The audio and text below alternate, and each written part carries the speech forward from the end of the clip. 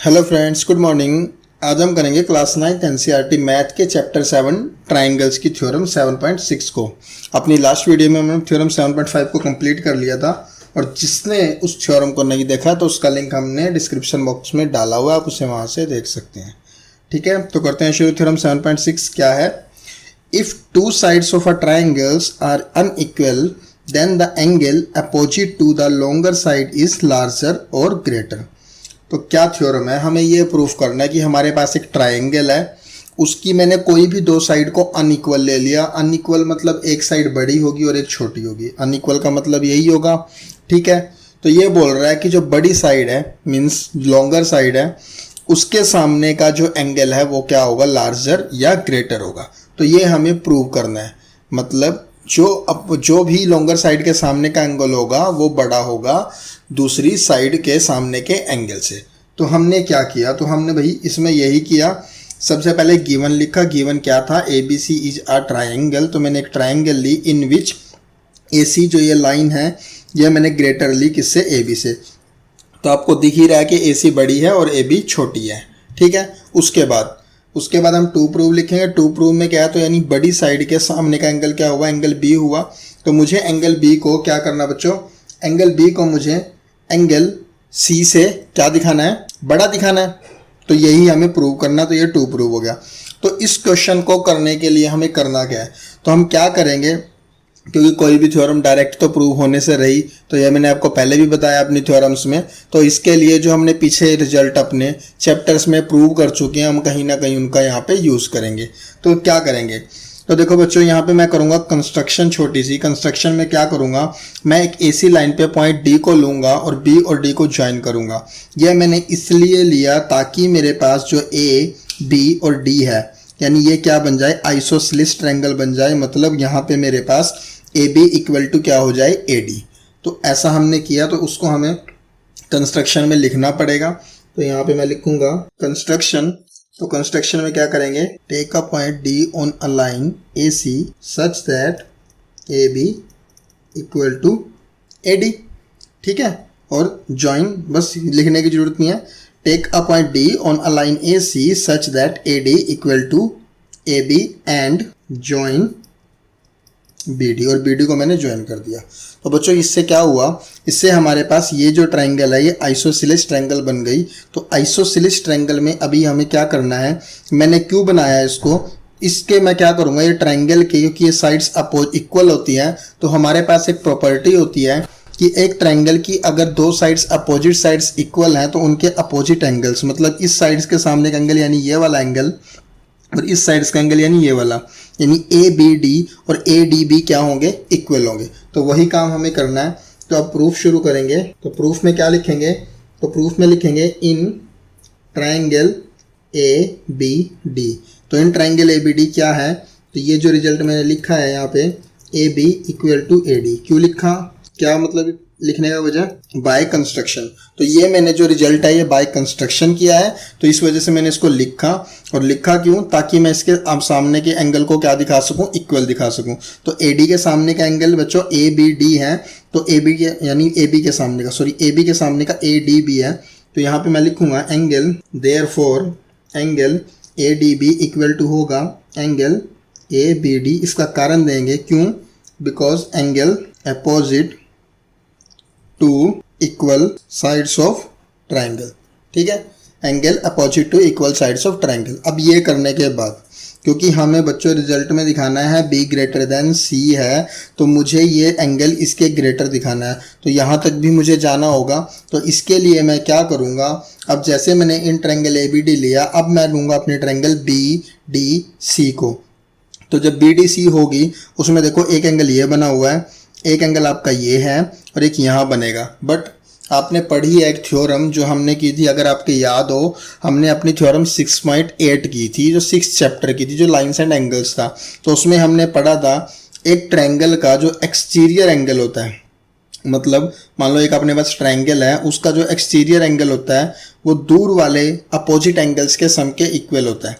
मतलब ये जो भी वैल्यू का एंगल होगा, मान लो ये 70 डिग्री है, तो ये इन दोनों के सम के इक्वल होगा। बच्चों अगर सम के इक्वल होगा तो ऐसा तो है नहीं कि एक 0 हो जाए और एक मेरा 70 हो जाए, तो सम के इक्वल होगा। एक मेरा कुछ ना कुछ रहेगा, मान लो एक 50 हो सकता है, एक 20 हो सकता है, एक 30, 40 कुछ भी हो सकता है।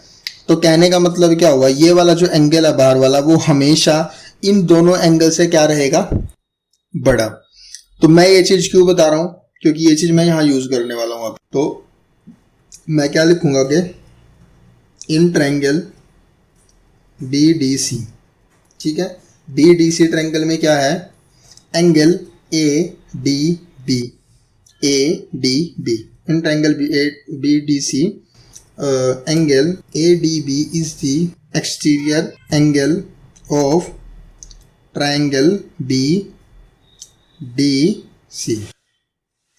In triangle BDC angle ADB यानी ये वाला angle is the exterior angle of BDC होगा, पक्का।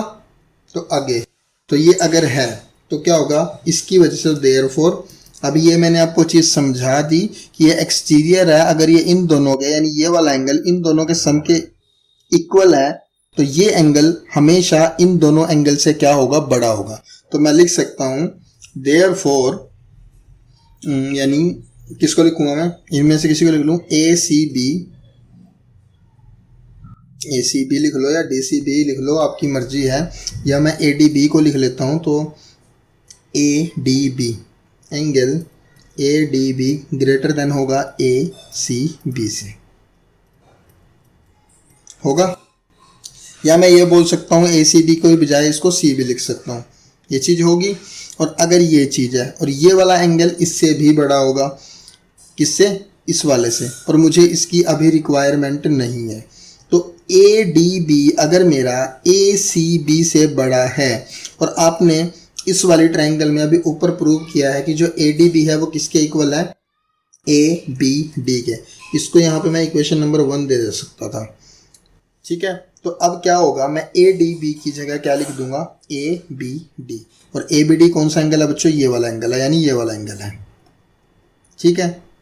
तो ADB की जगह मैंने क्या लिख दिया, एंगल ABD ग्रेटर देन किससे होगा, ACB से।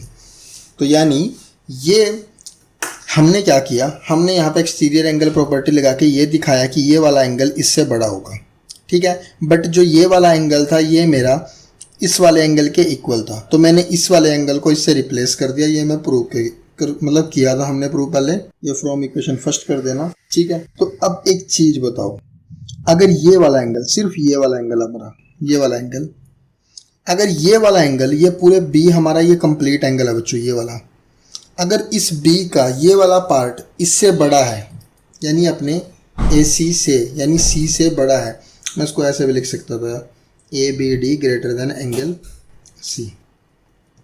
अगर मेरा ये वाला पार्ट इससे बड़ा है तो पूरा एंगल का इससे बड़ा नहीं होगा।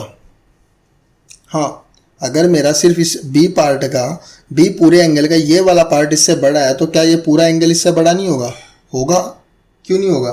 तो बस वही लिखना है। तो अगर मेरा ABD ग्रेटर देन है ACB से, हाँ ACB से या C से, सो क्या होगा, क्या लिख सकते हो, क्या लिख सकते हो बोलो। ABD में अगर हमारा ये बड़ा होगा तो हमारा जो ये ABD के साथ अगर मैं पूरा का पूरा ये एंगल लिख लूँ अपना ABC, तो ये भी तो बड़ा होगा किससे, ACB से, यानी इससे, मतलब BC से। तो वही लिख सकता हूँ देयरफॉर यहाँ पे मैं सीधा लिख सकता हूँ, ABD बड़ा था तो मैं इसको सीधा लिख दिया, देयरफॉर ABC ग्रेटर देन होगा किससे, एंगल C से, ABC ग्रेटर देन होगा एंगल C से। आगे इसका कारण देना होता था, कारण में क्या लिख दो, because the whole is the greater then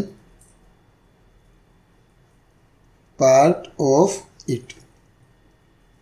समझ आई ये लाइन। हमने क्या किया, हमने इसको एंगल को इससे बड़ा दिखा दिया, ठीक है, वो हमने यहाँ पे दिखा दिया ये वाले प्रूफ में। और ये वाला जो एंगल था ये इस पूरे B एंगल का पार्ट था, हमें क्वेश्चन में दिखाना था b ग्रेटर देन c। तो अगर ये इसका पार्ट है तो ये पूरा एंगल भी किससे बड़ा होगा, c से। तो यहाँ पे मैंने सिर्फ इतना ही किया, A B D greater than था c से, तो therefore A B C will be greater than angle c। और मैं इसका कारण क्या दिया, the whole is the, whole मतलब सारा, is the greater than the part of it. तो एंगल ए बी सी को मैं क्या लिख सकता हूँ, angle B greater than angle C. और आगे ये क्या हो जाएगा बच्चों, हेंस प्रूव्ड। समझ आई? तो बस इतनी हमारी, ऐसे हमारी 7.6 ये थ्योरम की कंप्लीट हो गई है। और अपनी नेक्स्ट वीडियो में हम अपनी आगे की थ्योरम 7.7 को करेंगे। अब मैं इसी के साथ अपनी वीडियो को एंड करता हूँ। Thank you.